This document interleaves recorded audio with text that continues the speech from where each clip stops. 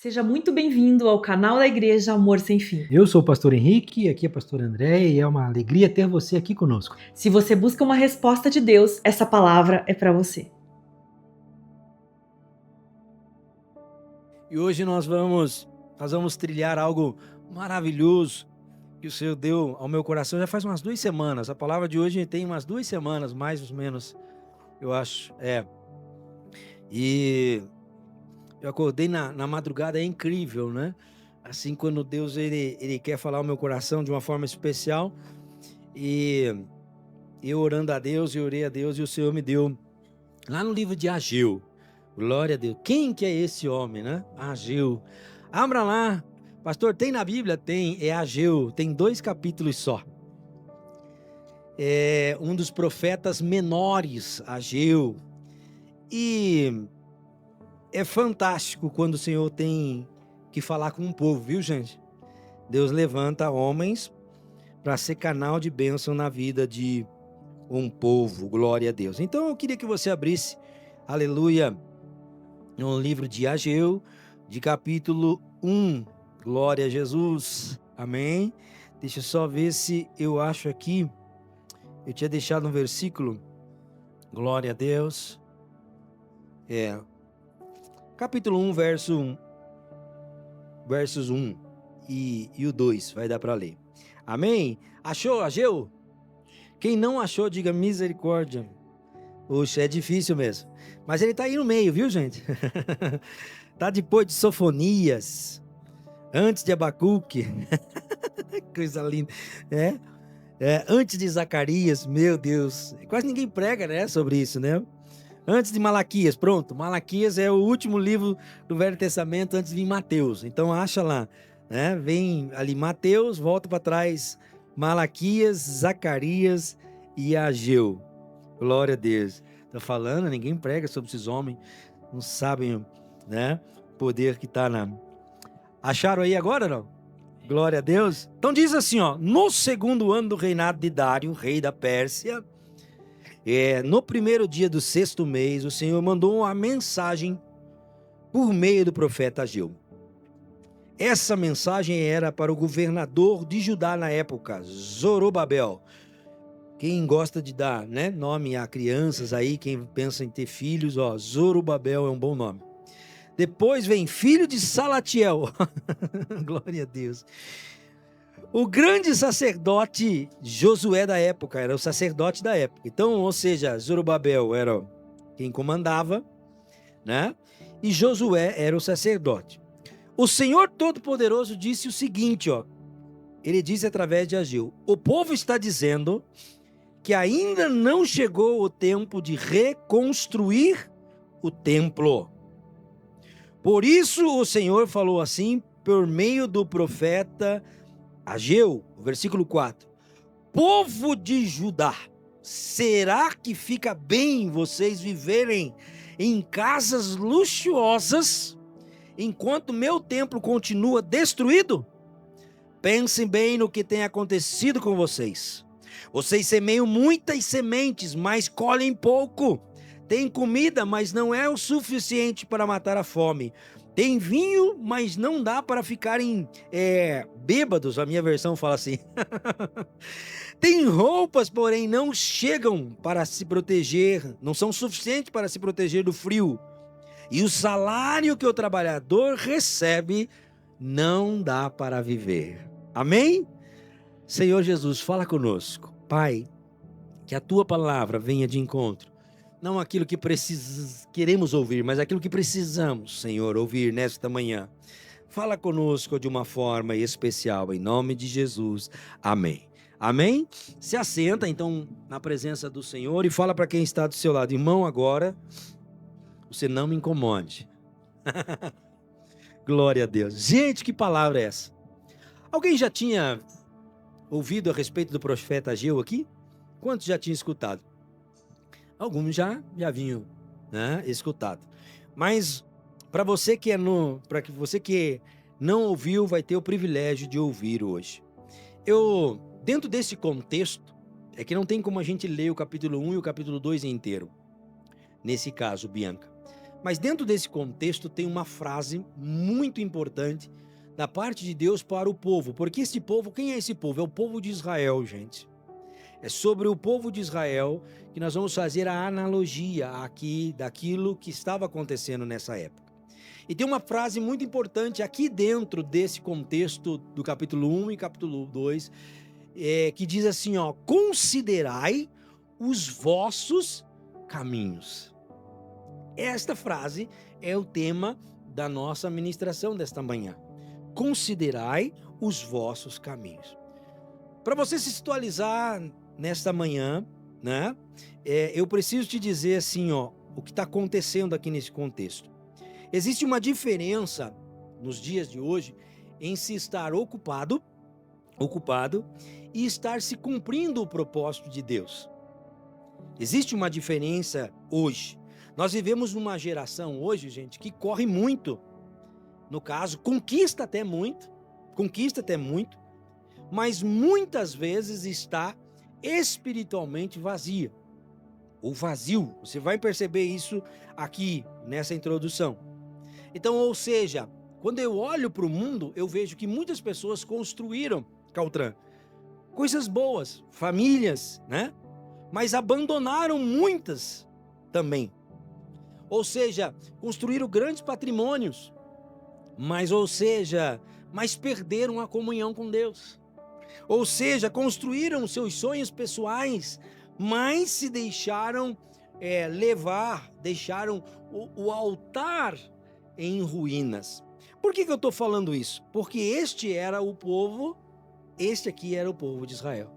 Nós estamos falando de um povo que o Senhor tirou lá do Egito, lembra? Lá do Egito, tirou da escravidão e através de Moisés mostrou ser Deus da vida deles.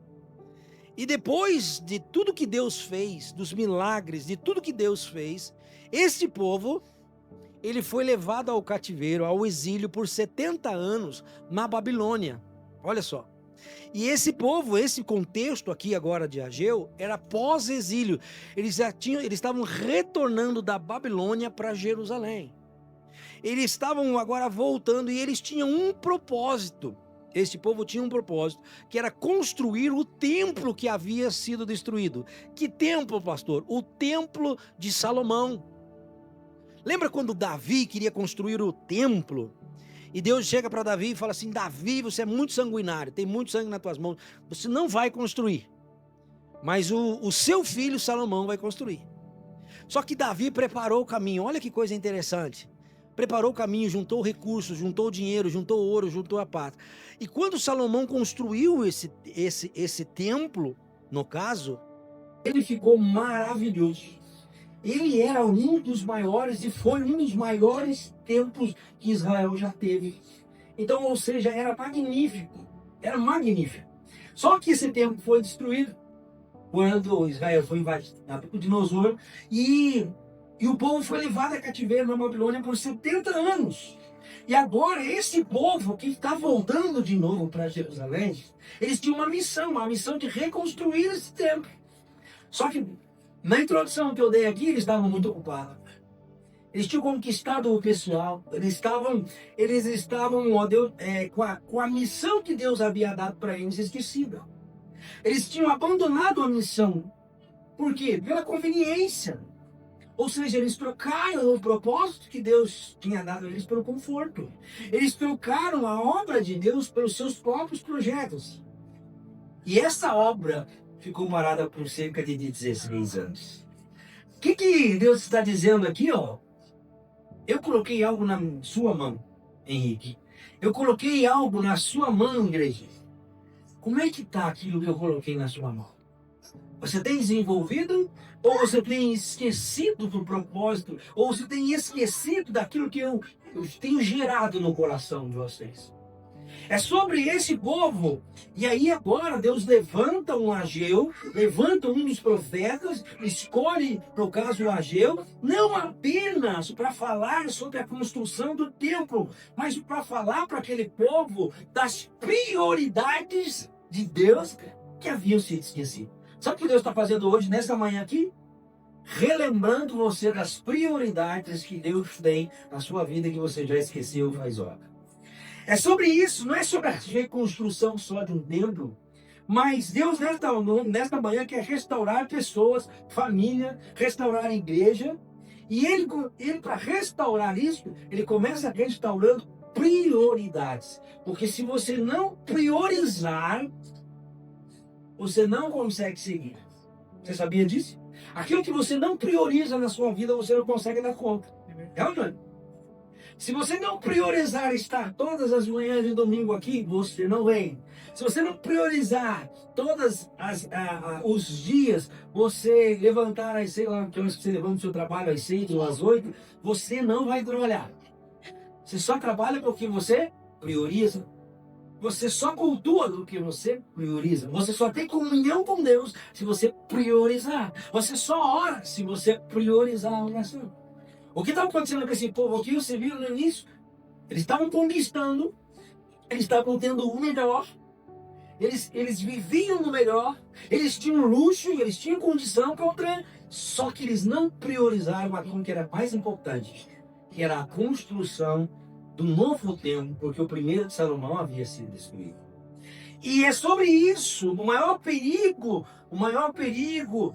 do nosso inimigo não é quando ele se apresenta a nós, mas o maior perigo é quando nós deixamos de fazer aquilo que Deus mandou a gente fazer. E a pergunta para mim e para você nesta manhã é: o que Deus mandou você fazer e você não está fazendo? Você já parou para pensar sobre isso?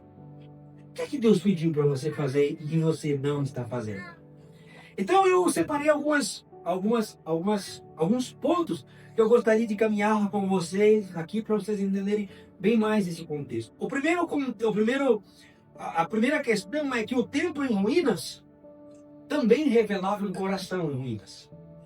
Então, ou seja, Ageu 1:4 ele fala assim, ó: e para vós é tempo de habitar em casas apaineladas enquanto esta casa fica deserta. Ou seja, nós lemos ali até o versículo 4, é lícito vocês morarem em casas luxuosas, enquanto o meu templo está por... Sabe o que ele estava querendo dizer aqui? O problema desse povo não era falta de recursos, eles tinham recursos para construir o templo.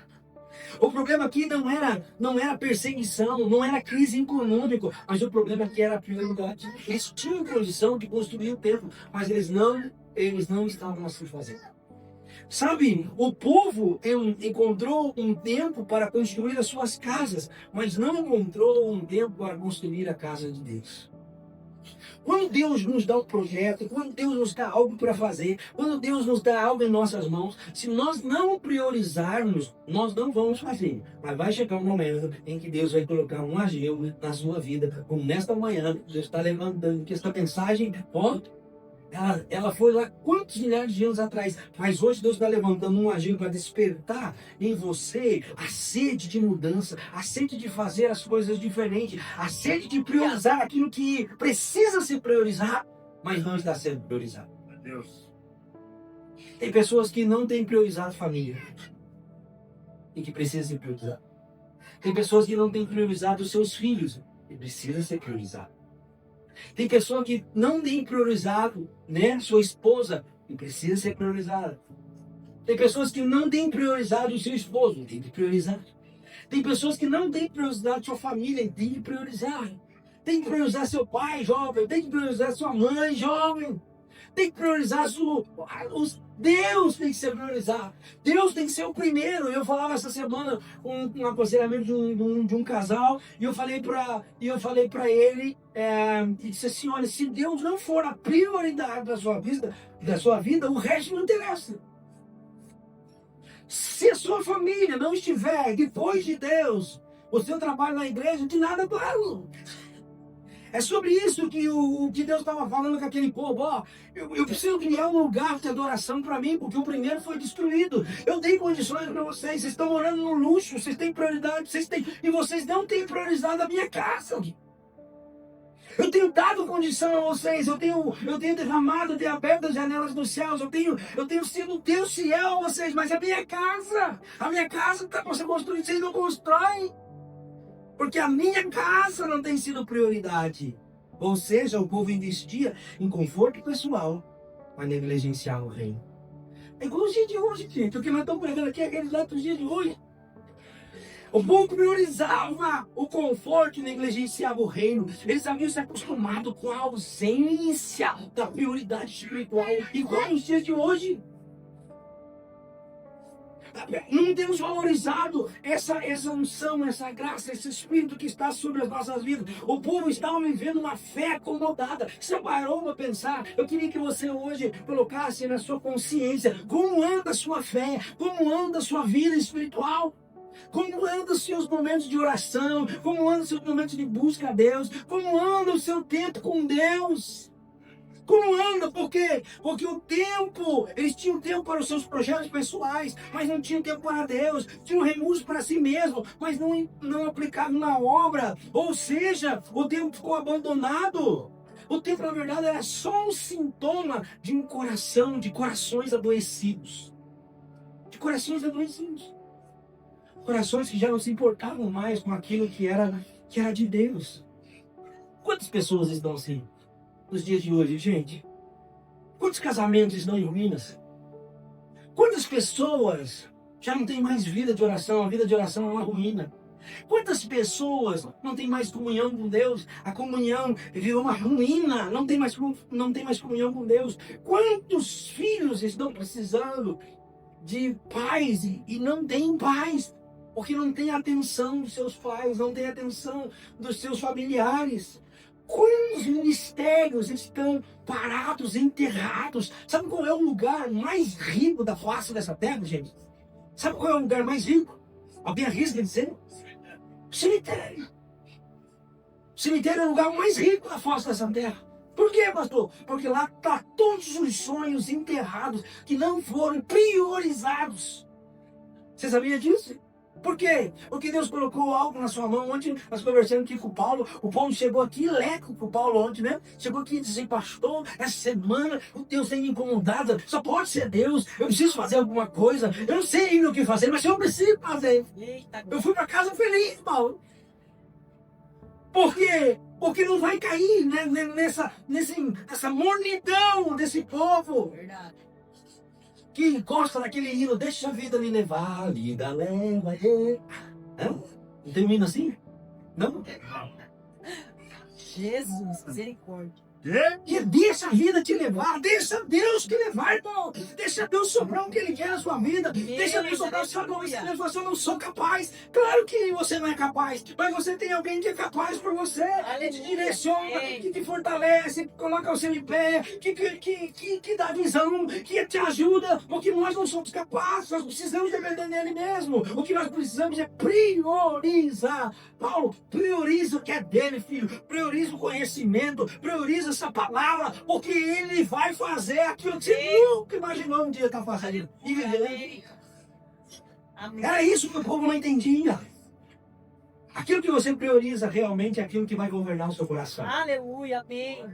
É aquilo. E nós estamos ocupados demais com perceber isso. Verdade. Quantas marcas eu tenho aqui dentro hoje? Deus não quer as marcas, Deus quer a Maria.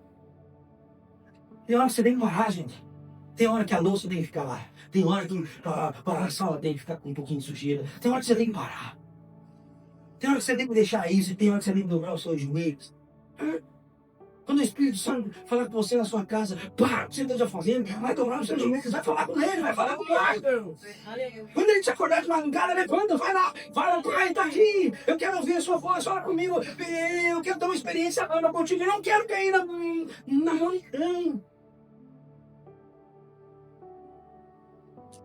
Muitos querem a bênção de Deus, mas não querem o compromisso com Deus. Verdade. Sabe, André falou semana passada aqui, ou mensagem, gente, vai lá no YouTube, tá vendo lá dentro, mas eu não tô pagando, vai lá no YouTube. Escute as mensagens que são ministradas aqui. Meu Deus, gente, não é porque é nós que prega, não. Porque nós não prega nada, não. Mas eu a mensagem da semana passada, nós não podemos ser consumidores. Eu chegar aqui, você consumir dessa palavra, você consumir do benefício e não fazer nada, não fazer absolutamente nada em relação a isso. Essa palavra nos confronta. Segundo item, Deus manda o povo parar e refletir. Ageu 1:5. Aí era o que eu queria entender. A gente tinha que ter mais um versículo ali. Ele fala assim, ó, considerai os vossos caminhos. Ageu chega pro povo, em nome de Deus, e fala assim, ó, considera o caminho que você está andando, hein? Fala pra pessoa que está do teu lado, né? Aí na comunidade. Fala aí pra pessoa que está do teu lado. Considera que o caminho, vê se não está dando errado, não, né? Você não está dando errado, não. Considera aí. Ai, que coisa linda. A expressão é repetida várias vezes. Deus está dizendo assim, ó, parem de correr, parem de correr. Meu Deus, as pessoas estão aceleradas nesse mundo. Eu preciso trabalhar, não, eu preciso fazer isso, não, eu preciso fazer aquilo, não, eu preciso arrumar uma criança, eu preciso, meu Deus, eu preciso. Ele diz assim, parem de culpar as circunstâncias, olhem para dentro de vocês, porque muitas vezes queremos Deus. Mude a nossa situação. Nós queremos que Deus mude. Mas Deus não quer mudar a nossa situação. Deus quer mudar a tua direção. É tua direção que Deus quer mudar. Não é tua situação, é tua direção. Porque mudando a tua direção, a tua situação, ela é a próxima coisa que vai acontecer. Porque às vezes você vai caminhando na direção errada. E Deus quer mudar a nossa direção. E mudar a nossa forma de pensar, a nossa reflexão. Por isso esse é o momento que a gente não pode se distrair. Porque é o momento em que Deus quer voltar a ser o centro das nossas vidas. Era o que Deus queria naquele povo. Eu quero voltar a ser o centro da vida de vocês. Quando Deus sai do nosso centro, quando Ele não é mais o meu centro de vida, não é mais o teu centro de vida, as coisas perdem o sentido, gente. Eu converso com pessoas, e as pessoas dizem assim, pastor, eu tenho um vazio dentro de mim, um vazio que eu não consigo preencher. Eu tenho bem, sabe? Eu tenho um sonho, tenho vontade de ter um carro do ano. Eu vou lá, eu compro o carro do ano. 2 dias depois, eu já não me satisfaz mais. Eu falei, dá pra mim então. Paga isso aí. Mas você vê, pastor, eu queria aquele emprego. Eu me dei 2 anos para conseguir aquele emprego. Agora eu tô lá. Eu queria aquele salário. E agora eu tô ganhando aquele salário. 2 dias depois eu não sei o que acontece. Eu não tô feliz. Oi, feliz. Porque o centro não é o bem, não é o carro, não é o trabalho, não é o casamento. Tem uns que falam pra mim, pastor, vai ter um casal, você feliz. Mas se você soubesse. Você vai fazer a outra pessoa feliz. E você fazendo a outra pessoa feliz, aí você vai ser feliz. Então não tem... Gente, Deus é o centro. Deus precisa ser... Ele estava dizendo assim pro povo, vocês não estão entendendo.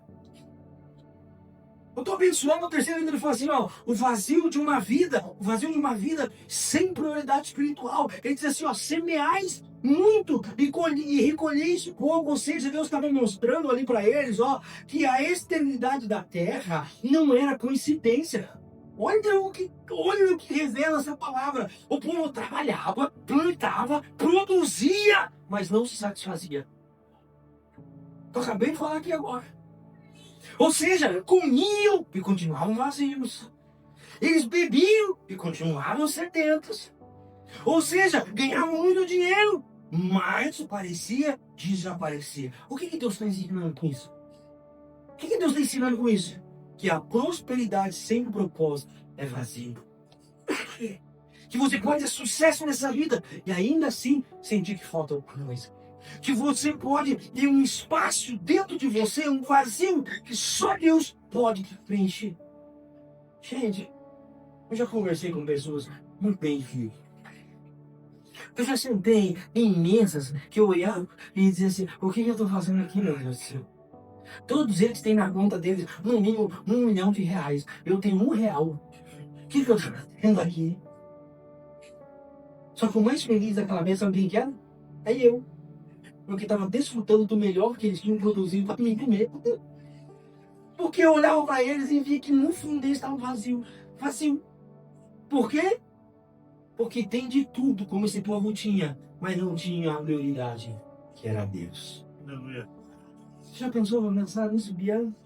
Hein, Gustavo? A prioridade. Pergunta para o Gustavo e para a Bianca. 6 meses atrás, se fosse conversar com esse casal, Se vocês conversassem 6 meses atrás com esse casal, vocês iam perguntar: vocês estão sentindo o que estão sentindo hoje? Porque há 6 meses atrás, a prioridade não era disso. Existia um vazio, não existia? Existia um vazio. Há 6 meses atrás, o Gustavo não estava aqui. O Gustavo vinha, me pergunta, o Gustavo tem mais de 10 anos. Sem priorizar aquilo que é essencial. Mas quando ele ouviu a voz de Deus dizendo assim, ó, me prioriza, Aleluia. porque eu quero mudar a sua vida. Me prioriza, que eu quero mudar a tua direção. E tudo que você precisa na tua situação, eu vou fazer. Amém. Aleluia. Estão felizes. Deus restituiu a família. Deu uma família para o Gustavo. Legitimamente agora casadinho, no papel, bonitinho, certinho, cheirosinho, diante do Senhor. Por quê? Porque mudou a direção. Aleluia. Amém. Não mudou a situação. A situação é reflexo de mudança de direção. É isso, da mudança de direção. Quando eu mudo a direção, quando eu priorizo as coisas de Deus, Deus muda a minha situação. Aleluia. Amém. Quem coloca Deus em segundo lugar nunca descobre quem pode descobrir, quem pode cobrir em primeiro lugar, porque coloca Deus em segundo. Enquanto Deus tem que ser o primeiro. Então assim, ó, veja bem, há pessoas nesta manhã, aqui dentro, fora, aqui, cansadas, frustradas e vazias, porque estão tentando prosperar sem priorizar a presença de Deus. E a vida perde esse equilíbrio quando nós colocamos qualquer coisa no lugar de Deus. Então assim, ó, isso eu posso falar de mim. A Sagrada Escritura fala assim, ó, primeiro o reino de Deus. Então as demais coisas, elas serão acrescentadas. Eu não estou falando assim, ó, primeiro a igreja. Isso aqui. Primeiro o pastor. Não. Primeiro a família. Não. Primeiro o trabalho. Não. Primeiro quem? O reino. Quem que é o reino? Deus. É Ele. Primeiro Ele. Se eu consertar e arrumar as coisas com Ele, as demais coisas me serão acrescentadas. Pastor, então eu vou casar. Quem quer casar? Vitor, eu vou casar. Vai, Vitor. Vai. Deus já separou a varoa. Você é bem pentecostal, né? Deus já separou a varoa. Deus já separou a princesa. Deus já... Quem sabe já está até sentado do lado dela.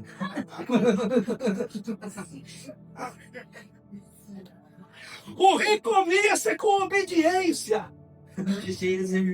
Encabulado depois. O pastor, vocês é doido, eu brinquei, só brinquei. Mas quem sabe, né? Deus não sabe. Eu tenho pessoas aqui que eu nunca imaginei que estariam aqui hoje sentadas. Eu nunca imaginei pessoas sentadas aqui hoje. E eu fico olhando para vocês e eu falo, meu Deus, não acredito que o Edson está ali. A Lília, minha podóloga, não acredito. Ela corta muito meu pé, agora é meu fêmea. Nunca! Mas por quê? Porque Deus sabe daquilo que você não sabe. Deus já viu o futuro de vocês. Deus já viu quando vocês saírem da casa. Eita, glória. Deus já viu a família sendo restaurada, sendo reconstruída. Porque vocês estão ali priorizando em Deus. Eu digo, vocês priorizam Deus. O restante da situação Deus vai fazer. Amém. Deus vai restaurar a família, Deus vai restaurar a esposa, Deus vai restaurar os filhos, Deus vai restaurar o trabalho, Deus vai restaurar tudo que vocês imaginarem na sua vida. E que aquilo que vocês imaginaram que vocês perderam, não perderam. Vocês hoje estão dando um passo para a direção que é certa. Por quê? Porque vocês têm aberto o coração. E é isso, abrir o coração para viver aquilo que vocês nunca viveram. Isso eu vou dizer com esse povo. Isso que eu gosto. Porque uma das passagens mais bonitas está lá no versículo 12 de Ageu, que ele fala que Zorobabel, o Josué, os líderes, o sumo sacerdote, e depois o povo, sabe o que estava escrito lá? Obedeceram à voz de Deus. Sabe qual é o segredo do sucesso? Sabe qual é o segredo do sucesso? Obediência. Fala para quem está do seu lado, obediência. Se você obedecer, se prepare para o sucesso.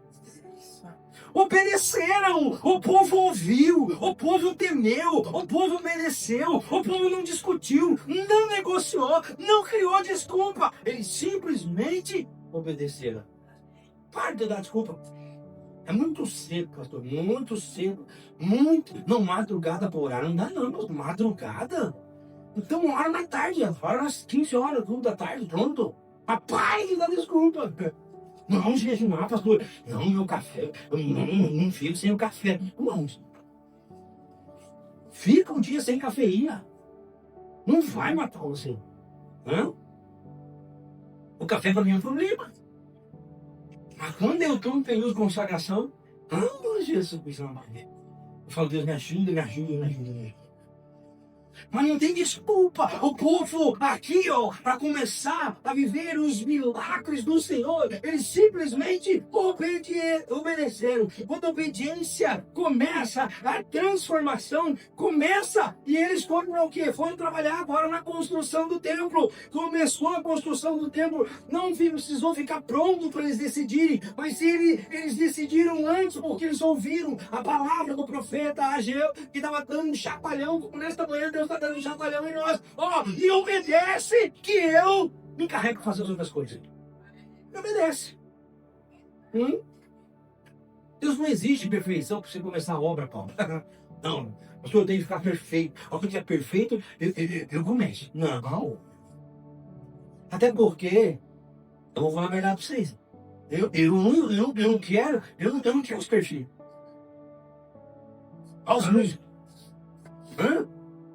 Eu não espero, não vou esperar os músicos perfeitos, aqueles que tocam pela partitura.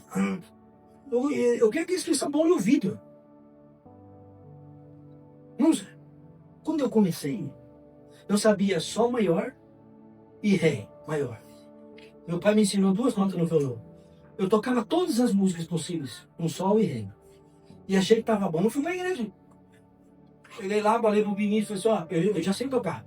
Ele falou, que benção, estão precisando de um músico. Eu falei, amém. Antes dos meninos chegarem, antes de chegar. E aí eu cuidava de um culto de sábado, e não tinha música.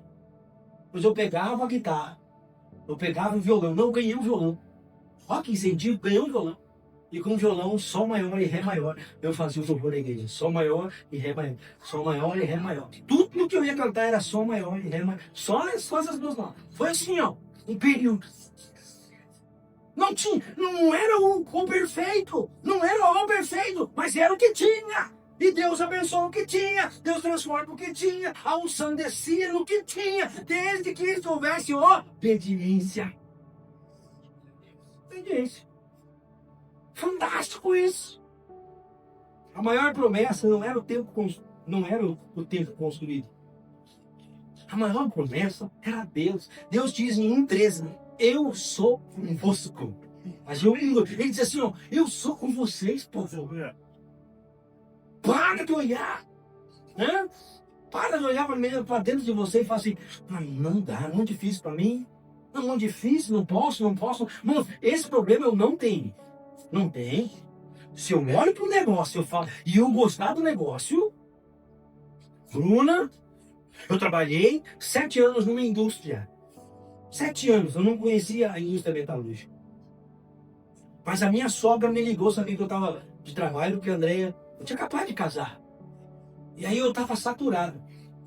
Eu chegava triste em casa, cansado demais do trabalho que eu estava. E um dia a Andréia olhou para mim, olhou para mim e falou assim, você está feliz? Eu falei assim, eu não estou feliz. Ela falou assim, então sai! É fácil, né? Andar sair, sendo que eu acabei de casar, todo mês tem bomba, todo mês tem... Sai! Mas eu fiquei bravo e obedeci. Saí mesmo. Ela mandou sair, eu saí. Eu falei, você não está feliz? Sai! Você não confia no Senhor Jesus? Eu falei, eu confio. Então sai! Obedeci. Aí a minha sogra ficou preocupada, porque ela sabia que se desse ruim, ia lá para casa da sogra do Ida. Aí ela pegou e falou assim, ó, tem uma empresa que um conhecido da amiga dela entrou, e disse que a empresa é muito boa. Passou o endereço. Vai dar uma olhada. Eu peguei o meu sogro, não estava trabalhando. André estava trabalhando, peguei, entrei dentro do carro e fui na empresa. Cheguei na empresa, eu já gostei da cor dela, azul e branco. Falei, tá bom, não é vermelho, preto, tá bom. Não sei, se fosse verde, branco seria melhor. Mas azul, aí fui, olhei pra igreja, pastor, olhei pra igreja, não, olhei pra empresa, falei assim, nossa, uma multinacional espanhola. Olhei pra empresa, levantei os meus braços e falei, Senhor, Deus, por isso que aquele lugar é nosso. Eu levantei meus braços e falei, Senhor, eu quero trabalhar aqui. O meu sogro ficou olhando pra mim e falou assim, esse menino deve ser louco. Eu falei, sogro, levanta aí seus braços, sogro, me ajude. Eu quero trabalhar aqui. Então eu sou invocado. Pastor, você sabia com quem trabalhava? Nem sabia. O dia que me chamaram para entrevista, eu entrei dentro da sala de espera e as primeiras revistas que eu achei, eu peguei para saber com quem trabalhava, porque nem isso sabia. Entrei. 3 meses no lugar, fui o melhor naquele setor, mais 3 meses no outro, fui o melhor naquele setor, fui para o outro, porque eu entrei e fiquei ligando qual era o lugar que eu queria trabalhar, qual era o melhor lugar para trabalhar. Eu falei assim, o melhor lugar tem que ser o meu, eu quero. Eu sou fiel a Deus, eu obedeço a Deus, eu cuido das coisas de Deus. Se eu cuido das coisas de Deus, a minha ele vai cuidar. O dia que eu encontrei no coração da fábrica, porque quem já trabalhou em preço de fábrica sabe, é um inferno, gente. Eu falei, não, pastor, é bênção, o trabalho é bênção. Não, sei que é bênção, mas lá nessa empresa era um inferno, então o calor era muito quente. E a gente usava, uns uniformes, era de tecido grosso, né? Meu Deus, gente, eu suava rios.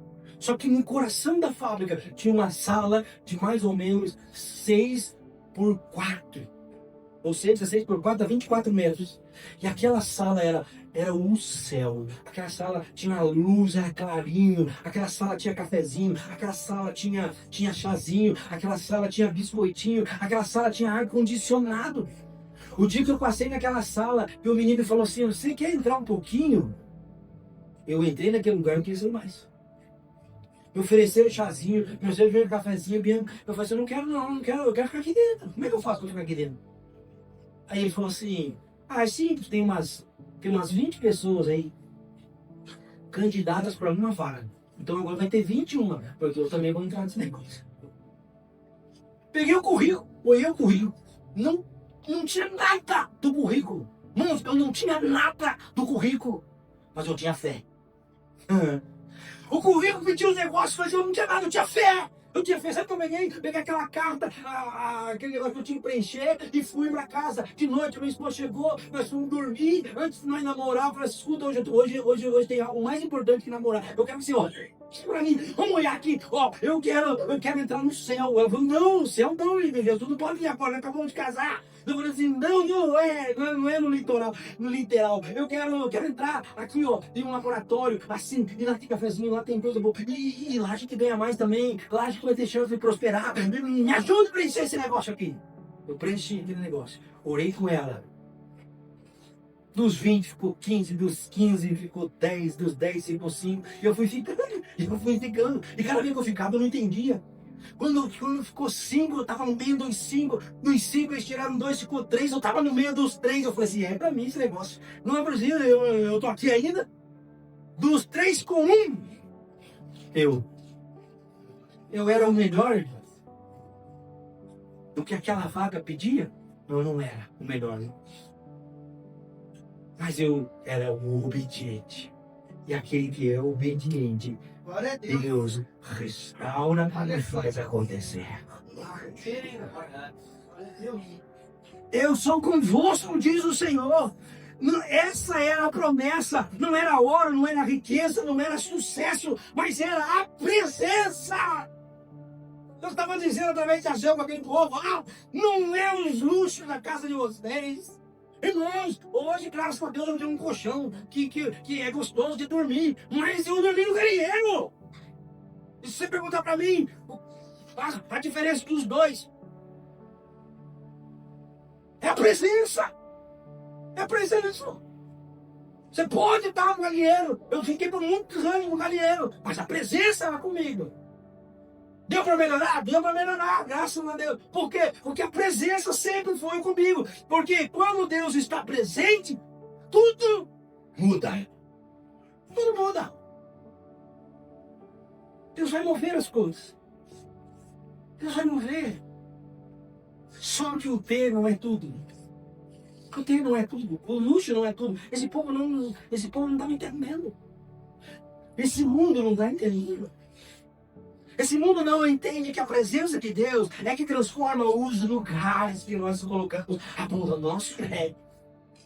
É a presença de Deus que muda os lugares. Eu estava do outro lado do mundo, num culto de fé de quarta-feira, à noite, cansado, o ar rarefeito. Eu estava respirando pela boca, porque a altitude era muito alta. E eu entrei, e o povo começou a adorar o Deus naquele lugar lá, e eles estavam adorando ao Senhor lá. E daí terminou o culto, eu não vi a hora de terminar o culto, porque eu estava cansado. Eu fui acompanhar o meu cunhado, porque ele ia servir naquela noite, mas eu estava cansado, mas mesmo cansado, eu sentado, eu adorando ao Senhor Jesus, e eu esperando o culto acabar, e o culto deu 9h30, não acabou o culto, e eu, o pessoal adorando ao Senhor, e eu falei, meu Deus, o povo vai continuar adorando, e eu tô cansado, e pior que eu vou ser o último a sair daqui, para meu cunhado estar servindo, até que eles desliguem tudo, a aparelhagem, eu vou embora, que horas, meu Deus, mas eu peguei e sentei, e porque não tem metodologia de adorar o Senhor, você pode adorar de pé, pode adorar sentado, pode adorar deitado, pode adorar deitado na sua cama, você pode, o importante é você adorar o Senhor. E eu sentei e falei, Senhor, me perdoa, minhas pernas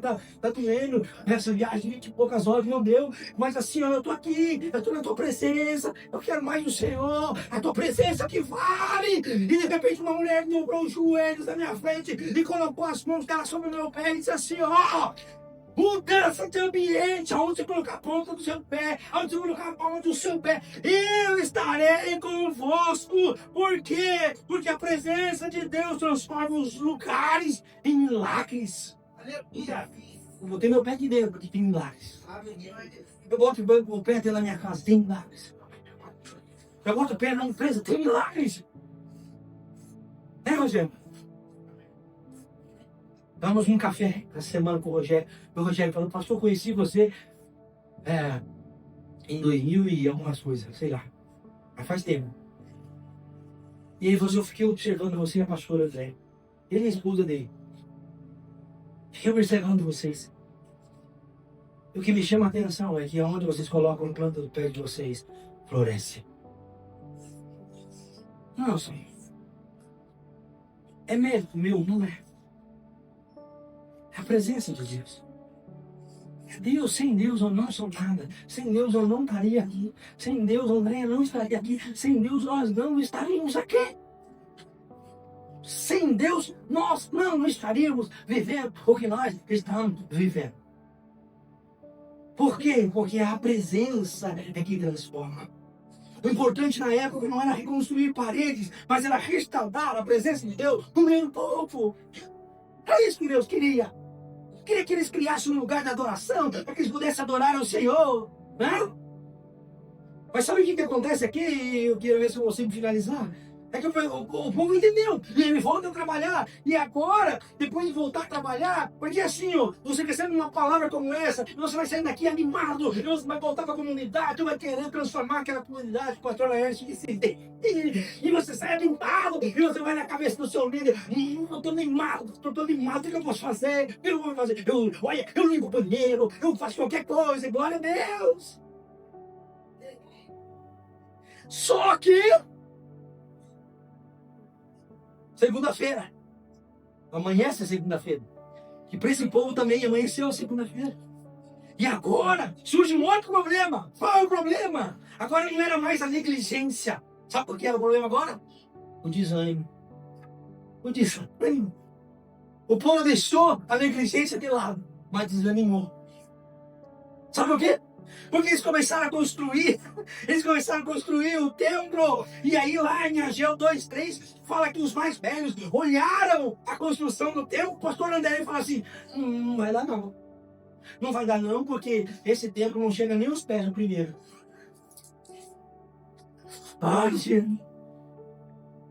No templo de Salomão, né? Era mais rico. Não é como era antes. Não tem a mesma glória. Não tem o mesmo tamanho. Ei! O povo olhou para a construção e falou assim, não tem ouro como tinha o templo de Salomão. Não desanimaram. Por quê? Porque olharam com os olhos. Ah, gente. Lembra desse mesmo povo de Israel? Lembra quando os espias, Moisés pega 12 espias, vão mandar espiar a terra de Canaã, 10 deles voltaram e olharam com os olhos, viram potência. Mas 2 deles, Josué e Caleb, voltaram. Ó, não interessa, tem gigante, não interessa, a terra é boa, nós vamos lutar. Eu queria ter 2, Josué e o Caleb. Eu queria ter Josué e Caleb na minha igreja aqui. É isso que eu quero. Por quê? Porque é para olhar para o lugar onde eu penso que nós vamos. E nós vamos olhar para aquele lugar e dizer assim, vamos botar o pé aí dentro. Não interessa se é 17, se é 22 mil. Não interessa. Não interessa. Mas o desânimo não pode chegar. Eles olharam. E assim de nós, muitas vezes nós, na nossa personalidade, muitas vezes vemos as coisas. Quantas pessoas vivem assim se comparando o presente com o passado? Gente, o passado já era, já foi. Acabou. O passado já foi. Se eu tinha dinheiro no passado e não tenho agora, já era, já foi. Não, mas antes eu tinha dinheiro. Agora não tem. Se fica feliz que não tem. Agora já foi. O passado, vocês estão comparando. Ah, mas o casamento de hoje não é igual o casamento de 10 anos atrás. Não interessa. Continua firme, constante. Eu não sou mais a mesma pessoa de 20 e poucos anos atrás, né, amor? Eu olho no espelho, ela falou assim, Henrique, você teve que mudar sua cabeleireira. Eu tô falando que ela era cabeleireira. Tem que mudar sua cabeleireira, não dá. Vai ter que melhorar esse cabelo, vai ter que melhorar essa barba. Mas eu não sou mais o mesmo. Nós não somos mais o mesmo. Ah, nós vamos desistir? Ah, vamos desistir?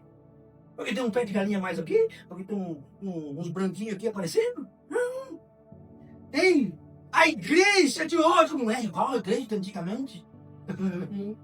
O ministério não é mais bem igual era antigamente. As pessoas, deixa eu falar pra você, quem vive no passado não consegue enxergar o milagre que Deus já está fazendo.